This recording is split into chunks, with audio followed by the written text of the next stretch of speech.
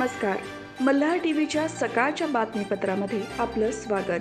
बेकायदेशीर स्फोटक पदार्थ, डिटोनेटर, जिलेटिन काड्यांची टेम्पोतून वाहतूक करत असताना मिळून आलेल्या टोळीला माणगाव पोलिसांनी गजाआड केली असून त्यांच्याकडून सुमारे 13 लाख रुपयांचे साहित्य जप्त करण्यात आल्याची माहिती रायगड जिल्हा पोलीस अधीक्षक सोमनाथ खारगे यांनी पत्रकार परिषदेत दिली.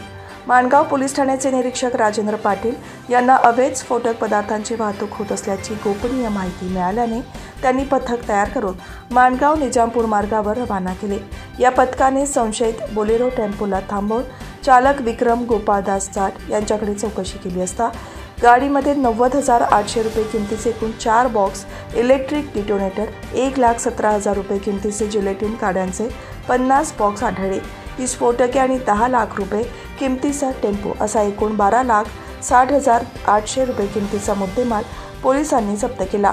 पोलिसांनी अधिक चौकशी केली असता ही स्फोटक ज्यांच्याकडे परवाना नाही त्यांना विकत असल्याचे सांगितल्यावर पाली आणि पेण येथून 2 आरोपींना अटक करून त्यांच्याकडून जिलेटिन आणि डिटोनेटर अशी स्फोटके हस्तगत केली आहेत. या प्रकरणी विक्रम गोपाळदास जाट, विठ्ठल तुकाराम राठोड, राजेश सुबेसिंग राठोड या 3 आरोपींना अटक करण्यात आली असून मुख्य सूत्रधाराचा शोध सुरू आहे.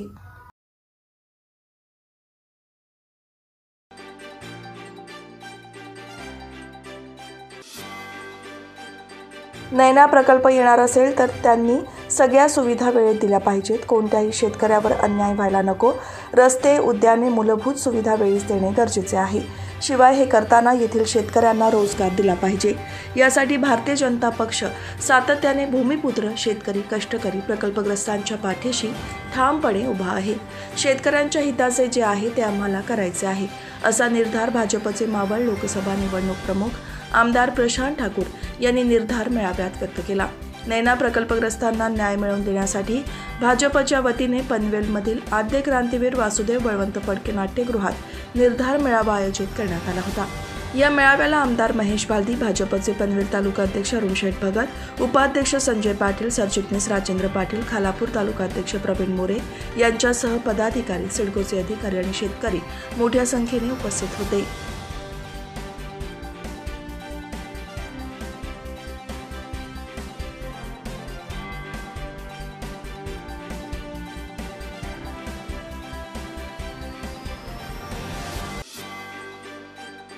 गव्हाण आणि न्हावे ग्रामपंचायत हद्दीतील न्हावा शेवडी प्रकल्प बाधित मच्छीमारांना नुकसान भरपाई मिळण्याबाबत चर्चा करण्यासाठी माजी खासदार लोकनेते रामशेठ ठाकूर यांच्या उपस्थितीत नुकतीच बैठक झाली.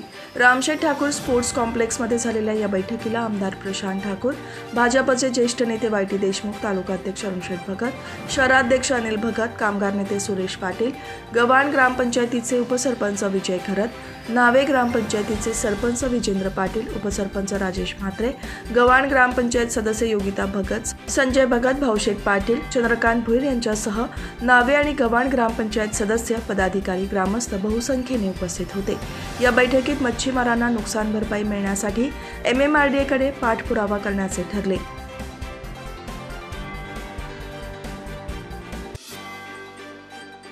कर्जत तालुक्यातील वेणगाव येथील एका युवकाची अज्ञाताकडून दगडाने ठेचून निर्घृण हत्या करण्यात आल्याची घटना घडली होती.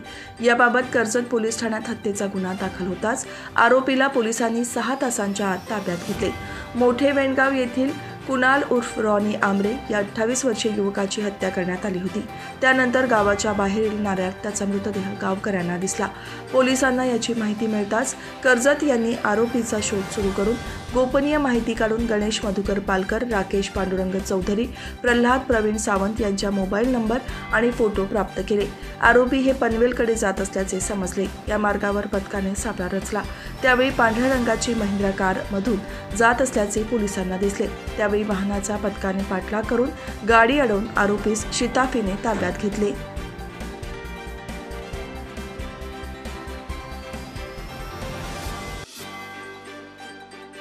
जागतिक कीर्तीच्या घारापुरी बेटावर लेणी पाहण्यासाठी क्रिसमस 31 निमित्त येणाऱ्या देशी विदेशी हजारो पर्यटकांच्या सुरक्षेसाठी बेटावर विविध शासकीय विभागांच्या अधिकाऱ्यांची तातडीने बैठक घेण्यात आली.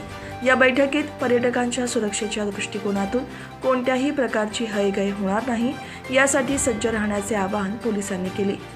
मोरा सागरी पोलीस ठाण्याचे नवनियुक्त वरिष्ठ पोलीस निरीक्षक औदुंबर पाटील यांच्या मार्गदर्शनाखाली भारतीय पुरातत्व विभागाच्या हॉलमध्ये झालेल्या बैठकीत भारतीय पुरातत्व विभागाचे अधिकारी कैलास शिंदे, महाराष्ट्र मॅरिटाईम बोर्डाच्या एलिफंटा विभागाचे बंदर उपनिरीक्षक विनायक करंजे, एलिफंटा सिक्युरिटी गार्डचे प्रमुख अजय झा आणि त्यांचे सहकारी गेटवे जलवाहतूक संस्थेचे प्रतिनिधी, ग्रामपंचायतीच्या सरपंच मीना भुईर, उपसरपंच बळीराम ठाकूर यांच्यासह मान्यवर उपस्थित होते. ख्रिसमस 31 निमित्त बेटावर येणाऱ्या देशी विदेशी पर्यटकांची संख्या दुपटीने वाढते. त्यामुळे सुरक्षा यंत्रणेसह बेटावरील कार्यरत असलेल्या सर्वच शासकीय विभागांवर अतिरिक्त ताण वाढतो. त्यामुळे बेटावर कार्यरत असलेल्या सर्वच विभागांनी विविध उपाययोजना करण्यावर या बैठकीत चर्चा करण्यात आली.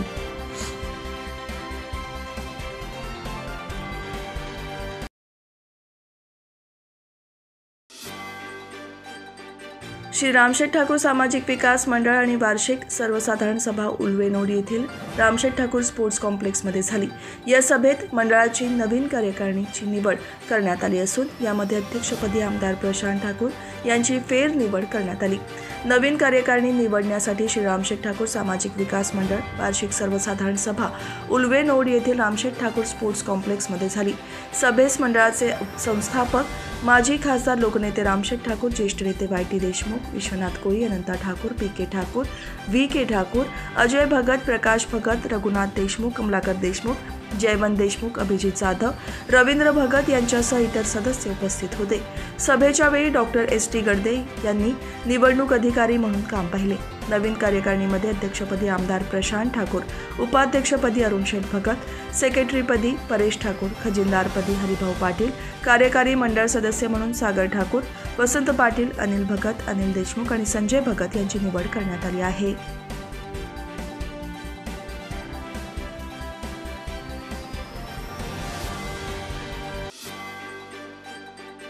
सलग सुट्ट्यांमुळे लोक घराबाहेर पडले. त्यामुळे मुंबई पुण्यापासून जवळ असलेली रायगड जिल्ह्यातील पर्यटन स्थळे, विशेषतः समुद्रकिनारे पर्यटकांच्या गर्दीने फुलून गेले. अलिबागसह मुरुड, काशीद, नागाव, दिवेआगर, श्रीवर्धनच्या किनाऱ्यांवर पर्यटकांची तोबा गर्दी दिसून आली. शनिवार, रविवारचा वीकेंड आणि त्याला लागून येणारा ख्रिसमस यामुळे लोकांनी फिरायला जाण्याचा बेत आखला. काहींनी 31ला गर्दी होईल म्हणून आत्ताच कुटुंबासह फिरण्याचा बेत आखून तो तडीस नेला. त्यासाठी रायगडच्या किनाऱ्यांना मोठी पसंती दिल्याचे पाहायला मिळते. मुंबईहून जवळ असलेल्या तसेच मिनी गोवा म्हणून पर्यटकांकडून प्रमुख पसंती दिली जाणाऱ्या अलिबाग आणि मुरुडकडे पर्यटक दाखल झाले. दिवाळीपासून रायगडच्या सागरी पर्यटन हंगामाला सुरुवात झाली आहे. नाताळ आणि 31 हे इथल्या व्यावसायिकांसाठी सर्वात मोठ्या पर्वणीचे दिवस म्हणून ओळखले जातात. पर्यटकांच्या आगमनाने व्यावसायिक देखील खुश आहेत. इथल्या हॉटेल व्यावसायिकांबरोबरच घरगुती कॉटेजेस, छोटे मोठे विक्रेते यांना चांगला व्यवसाय उपलब्ध झाला आहे.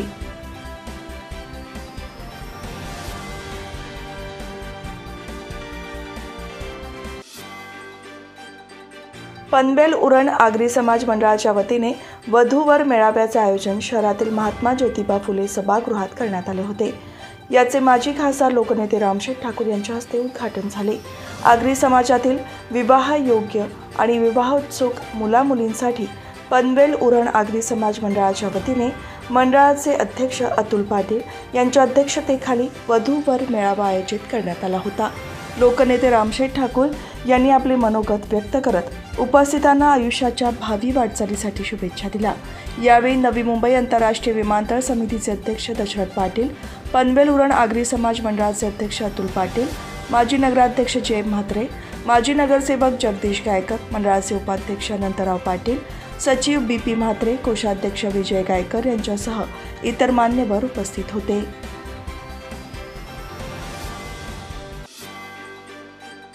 नवी मुंबई मेट्रो सेवा सुरू झाल्यानंतर पहिल्या महिन्यातच 4,30,000 प्रवाशांनी या मेट्रोतून प्रवास केला असून मेट्रोच्या तिजोरीत तिकीट विक्रीतून 1,16,00,000 रुपये सिडकोच्या तिजोरीत जमा झाले आहेत. मेट्रो सेवेला मिळालेल्या उदंड प्रतिसादामुळे पुढील महिन्यात या मार्गिकेवर अजूनही प्रवासी संख्येत वाढ होईल अशी अपेक्षा आहे. 12 वर्षांनंतर नवी मुंबईतील मेट्रोचा गारेगार प्रवास नवी मुंबईकरांना करता आला. प्रवासासोबत विनाविलंबाचा हा प्रवास आहे. यापूर्वी 3 आसनी रिक्षा, NMMT बस सेवा आणि इको व्हॅन यामधून तळोजा ते बेलापूर असा प्रवास तळोजा नोडमधील नागरिक करत होते. अवघ्या 15 मिनिटात कोणताही अडथळा न राहता सध्या तळोजा ते बेलापूर प्रवाशांना तातडीने प्रवास करता येत आहे.